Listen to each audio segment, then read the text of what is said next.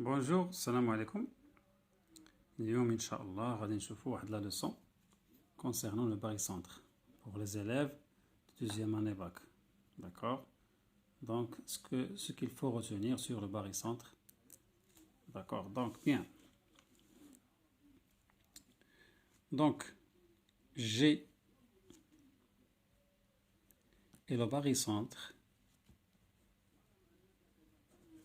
Et le barycentre des points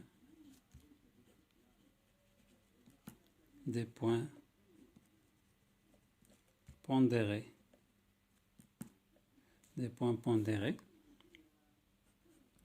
A, il y a un indice ici, on le pose par exemple alpha, A alpha, B bêta, C gamma. Donc, les points pondérés, نقاط متزنة. A, c'est un point appartient au plan P. Alpha, c'est un réel appartient à R. D'accord? B aussi, c'est un point appartenant au plan P. Bêta, c'est un réel appartenant à R. C, c'est un point appartenant au plan P. Et gamma, c'est un réel appartenant à R. Donc, on les appelle, cette paire A alpha, B bêta, C gamma, on les appelle les points pondérés. D'accord. Donc, on dit que G est le barycentre des points pondérés A alpha, B bêta, C gamma. D'accord. D'abord, il y a une condition, il faut que soit alpha plus bêta plus gamma soit différent de 0. Il va être différent de 0. Donc, si G est un barycentre, donc on a alpha GA, vecteur alpha GA plus bêta GB plus gamma GC égale au vecteur nul 0. D'accord. C'est ça la définition du barycentre. G est le barycentre, comme j'ai dit, des points pondérés A alpha, B bêta, C gamma, de telle sorte que A et B et C sont des points appartenant au plan P, et alpha, bêta, gamma, ce sont des réels appartenant à R. Donc la condition, il faut que alpha plus bêta plus gamma soit différent de 0. Alpha plus bêta plus gamma différent de 0 pour qu'on puisse parler d'un barycentre. Donc, G est un barycentre. Ici, on a pris 3 points. Barycentre des 3 points. On peut l'appliquer sur 2 points aussi, ou bien 4 points. Donc, on va l'appliquer sur 3 points. Donc, G est un barycentre si alpha, GA plus bêta, GB plus gamma, GC, vectoriellement égal le vecteur nul. D'accord, c'est ça le barycentre. Donc, bien. Donc, ici, on va donner des exemples. Par exemple, donc je m'exprime plus en arabe. Donc, barycentre, c'est-à-dire المرجح. نقول أن G مرجح النقط المتزنة. G point pondéré يعني نقاط متزنة. G le barycentre des points pondérés A alpha B bêta C gamma. يعني G مرجح النقط المتزنة A alpha B bêta C gamma بحيث تكون ألفا زائد بيتا زائد جاما تخالف صفر. هذا شرط أساسي. يعني إذا كان جي مرجح فإن لدينا ألفا جي A زائد بيتا جي B زائد جاما جي C égale à 0. Bien. Exemple.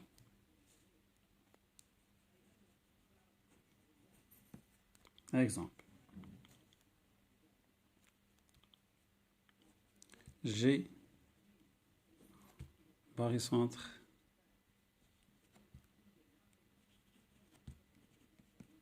de A 1 B moins 2 ou C 3. Donc on remarque que les coefficients 1 plus moins 2 plus 3 est différent de 0. D'accord, c'est 2.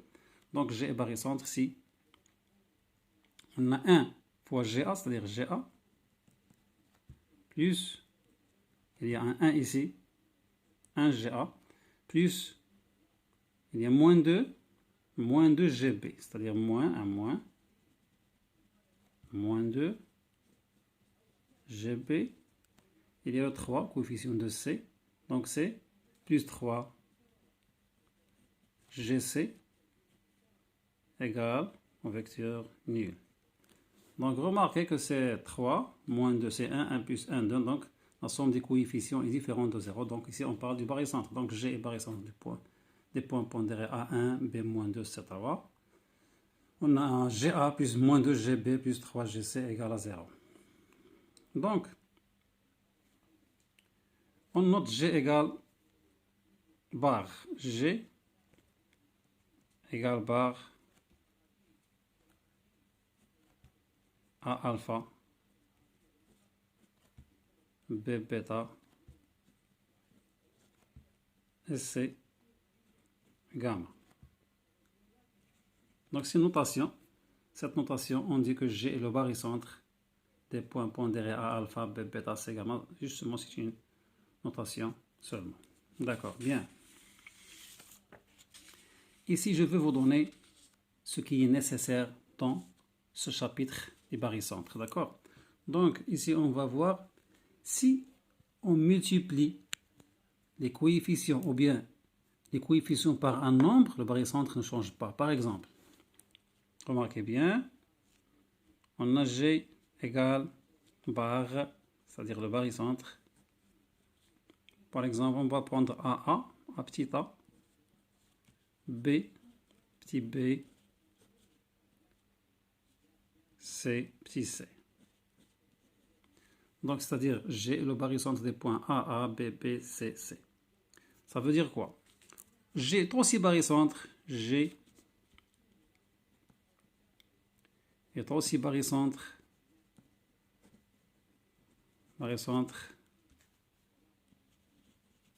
des points pondérés,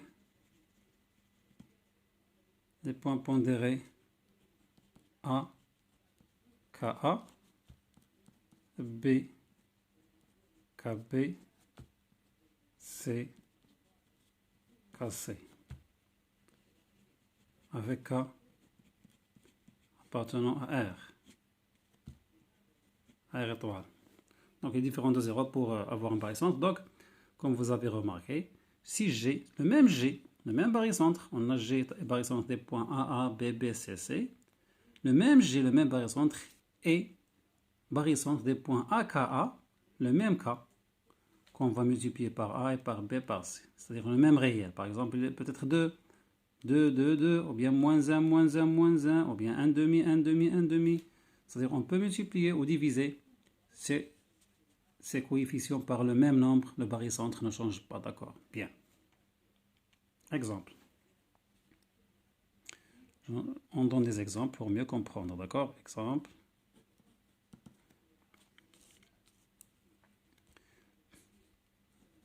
G égale barycentre, par exemple, A2, B, B6, ou C, moins 4. D'accord. Donc, c'est comme vous avez remarqué, c'est moins 4. Comme vous avez remarqué, ici les coefficients, il faut qu'ils soient différents de 0, comme j'ai dit. 6 plus 2, 8, 8 moins 4, 4, donc il est différent de 0. Donc ici, on a un barycentre, G, barycentre des points A2, B6, C moins 4. G aussi, le même G, G égale bar. Par exemple, on va diviser par 2, d'accord? Il va nous donner A, 2. Si je divise 6 par 2, il va donner 3. B3. Je divise le coefficient de C par 2, il donne moins 4 par 2, c'est moins 2. C'est bien le même barycentre, comme j'ai dit, c'est le même G. D'accord. Donc le même G est barycentre, ici on a divisé par 2. Divisé par 2 les coefficients. 2 divisé par 2, pardon, ici c'est 1. Je m'excuse, c'est 1, parce qu'on a divisé par 2. Donc on a divisé par 2 les coefficients, j'ai dit bien. Donc 2 par 2 c'est 1, 6 par 2 c'est 3, et moins 4 par 2 c'est moins 2. D'accord? J'ai divisé par 2 ou bien j'ai multiplié par 1/2 les coefficients. D'accord. Donc le barycentre ne change pas. Ou bien par exemple, j'ai aussi barycentre. Remarquez bien que j'ai aussi barycentre. Regardez bien. On va multiplier par exemple par moins 1. D'accord. Ou bien par moins 3. Je vais multiplier par moins 3 le G. Ça donne barycentre de quoi? G barycentre des points, par exemple, je vais multiplier par moins 3. Moins 3 fois 2, moins 6. A moins 6. 6 fois moins 3, moins 18. B moins 18. C par moins 3, c'est 12. C'est 12.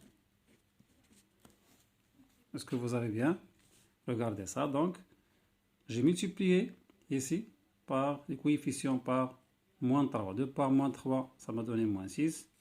6 par moins 3, moins 18. M moins 4 fois moins 3, c'est 12. Donc c'est le même G, le même barycentre G.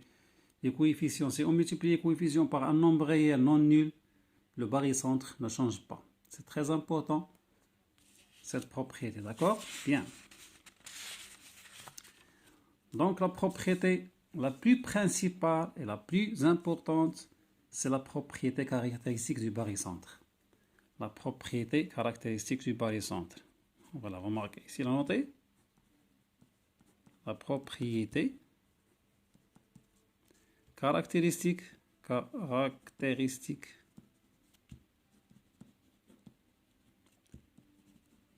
du barycentre. بالعربية كنسميوها الخاصية المميزة للمرجح. الخاصية المميزة للمرجح.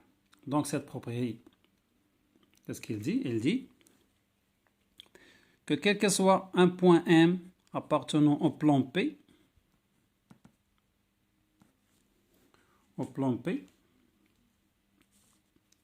M appartenant au plan P, bien sûr on a G égale par exemple barycentre à alpha, B bêta,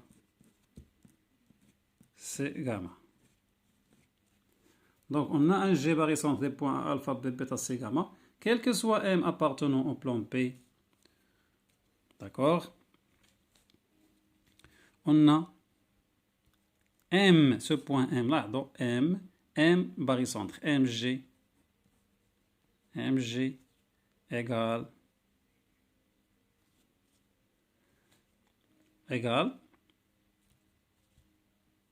1 sur, toujours 1 sur la somme des coefficients. La somme des coefficients qui est bien sûr différente de 0. Alpha plus bêta plus gamma, facteur alpha MA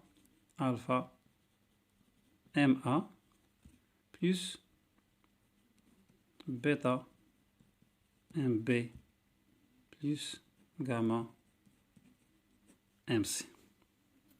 Plus gamma MC, c'est mieux. Ce alpha plus bêta plus gamma, il faut le multiplier par MG. Ça donne alpha plus bêta plus gamma MG égale alpha MA plus bêta MB plus gamma MC. Cette relation, elle s'appelle la propriété caractéristique du barycentre G. Propriété caractéristique du barycentre G. Donc, si on a G en barycentre, G barycentre des points A, alpha, B, bêta, C, gamma, quel que soit un point M appartenant au P, on a alpha plus bêta plus gamma, Mg égale alpha Ma plus bêta Mb plus gamma Mc. Cette relation, c'est la relation de la propriété caractéristique du barycentre. Donc cette relation, il nous aide à quoi? Cette relation nous aide à tracer, par exemple, un point G dans le plan, sur votre feuille. Comment tracer le point G, le barycentre sur votre feuille? Il faut utiliser toujours cette propriété. Bien sûr, on va remplacer M parce que, quel que soit M appartenant à P, on peut remplacer M soit par A, soit par B, soit par C. D'accord. Par exemple, par exemple, on pose, vous posez soit M égale à A, soit M égale à B, soit M égale à C. Donc quoi? Alpha plus bêta On pose M égale à A. La relation donne quoi? Donne alpha plus bêta plus gamma. M, on a posé M par A, donc AG. Ça donne quoi? Ça donne alpha à A, c'est 0. Donc ça donne bêta à B. Bêta à B plus gamma à C. Donc vous connaissez A dans le plan, il est bien donné. B, il est donné. C donné. Donc vous pouvez tracer le vecteur AG. D'accord? Dans le plan, vous pouvez tracer le vecteur AG. On va donner des exemples pour comprendre. D'accord. Bien. Donc, ici, on va par exemple, cette relation qu'on a vue, c'est la relation, ou bien la propriété caractéristique du barycentre, khassia mumayyiza lil marji'. D'accord. Donc, par exemple, on va prendre cet exemple. On a G égale barycentre A1, B2, C3, par exemple. C3. Donc, comment tracer G? On veut tracer G, barycentre. Donc, pour éliminer un point, soit A, soit B, soit C, on va utiliser cette propriété caractéristique qu'on a récemment vue. D'accord? Donc, comme on dit, soit M, un point appartenant au plan P.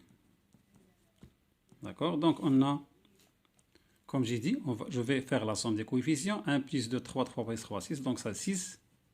Mg égale 1Ma. C'est-à-dire MA plus 2MB, coefficient de B c'est 2MB, plus 3MC. Bien.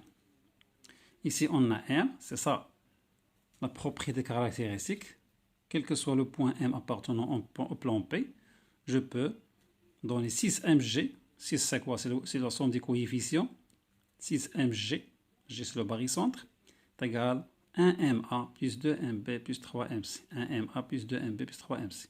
Ici, pour tracer, dans votre feuille, il faut poser M soit égal à A, soit égal à B, soit égal à C. Donc, par exemple, posons M égale à C. D'accord? Pour se débarrasser de C, ça donne 3, CC, ça 0. Donc, ça donne quoi? Si on pose M égale à C, ça donne 6 CG, 6 CG égale CA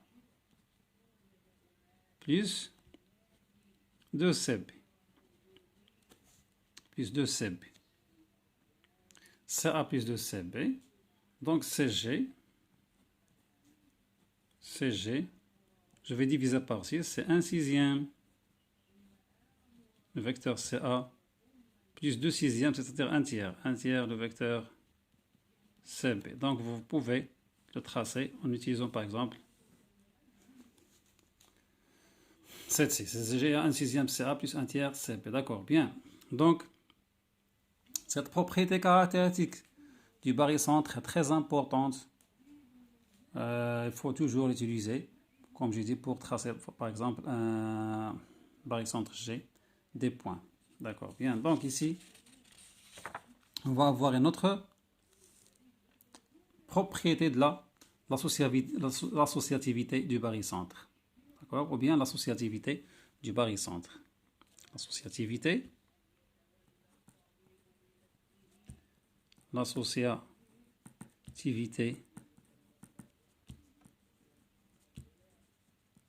du barycentre. العربية جميعية المرجع. Ça veut dire quoi? Par exemple, soit on a un G barycentre. G barycentre des points, par exemple, AA, BB, C. D'accord. On a un autre H barycentre H aussi est un barycentre des points B, B et C, C, les deux points. H est un barycentre des deux points B, B et C, C. Remarquez bien que ce H, les points B, ils ont le même coefficient que les points dans G. D'accord? B, B, C, C. Lorsqu'on a les mêmes, on va remplacer les points B et C par leur barycentre ici, leur barycentre H. D'accord? G barycentre des points D. Donc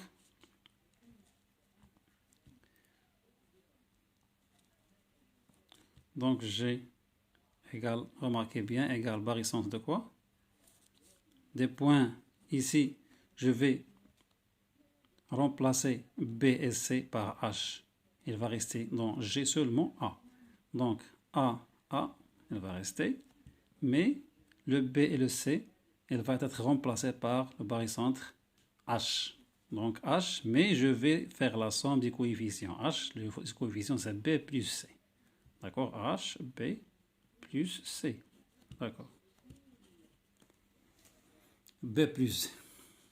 C'est ce qu'on appelle l'associativité du barycentre ou تجميعية المرجع. Je vais donner un exemple pour mieux comprendre. Exemple.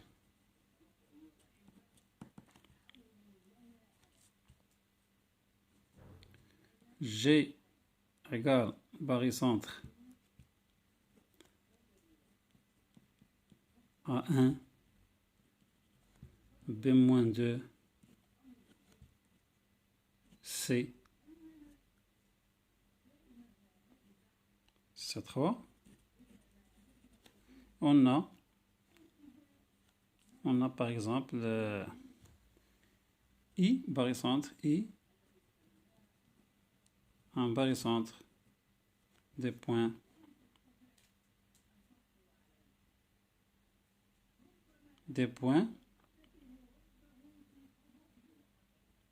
B-2 C 3. Remarquez bien, ce B est le coefficient moins 2, le même pour le barycentre G, B est le coefficient moins 2.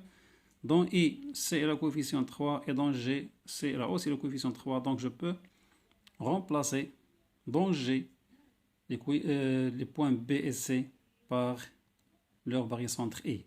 D'accord. Donc G égale barycentre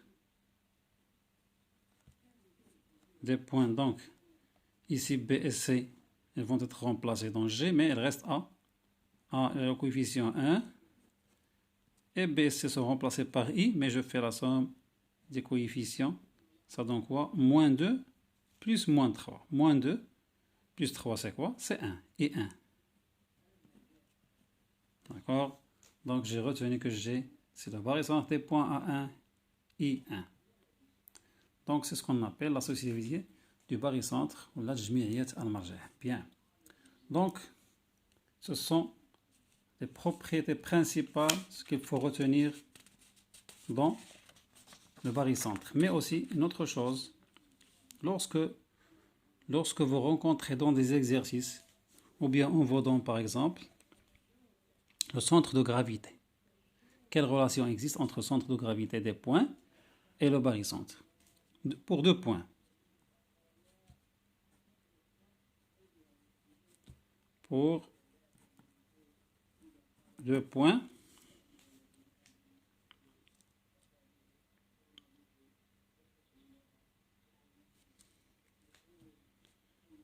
Par exemple, A, B, C et D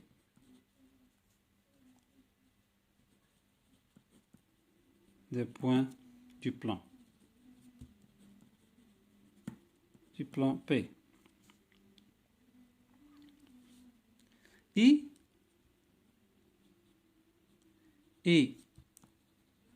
lorsque vous entendez I milieu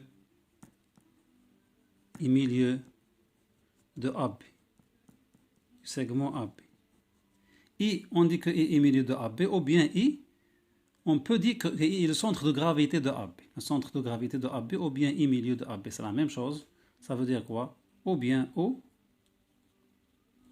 OI, centre de gravité de AB. I milieu de AB ou I centre de gravité, c'est la même chose. Ça veut dire ça donc quoi? I, c'est le barycentre.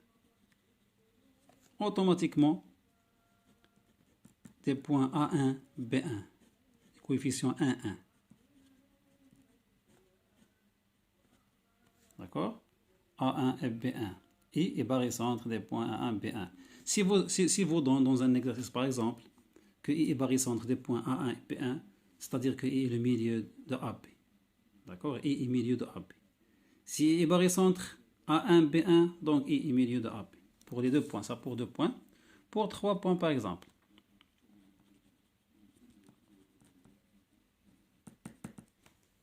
Pour 3 points,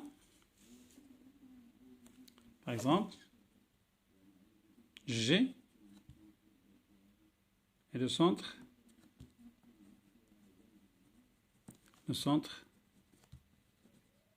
de gravité. G est le centre de gravité du triangle ABC. G est le centre de gravité du triangle ABC. Ça veut dire quoi? On ne vous donne pas le détail, mais on donne seulement G est le centre de gravité du triangle AB. C'est à vous de dire que G. Alors, G est le barycentre de quel point? Des points A1, B1, C1. D'accord? Si vous entendez ou bien vous trouvez G le centre de gravité d'un triangle ABC, soyez sûr que G est le barycentre des points A1, B1, C1. A1, B1, C1.